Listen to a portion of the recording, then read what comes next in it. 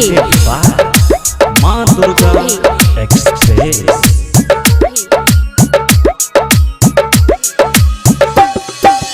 अनिल यादव के बात सुनैले भैया सब हो जतया कहै छिया अनिल चालीसा तेनवाही ओकर घर पड़े छै मधुबनी से बिलोंग करे छै 3 बजे भोर हरिया गेलकै मिथिला में रिकॉर्ड बनेलकै अभी न भेलै खत्म खिस्सा सुनैत रह अनिल चालीसा।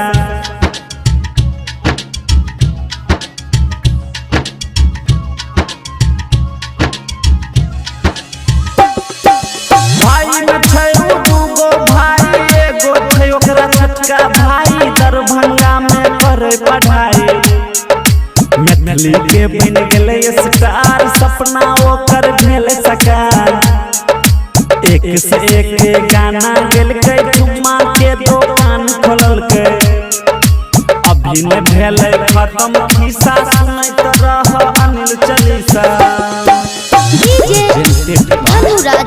माँ दुर्गा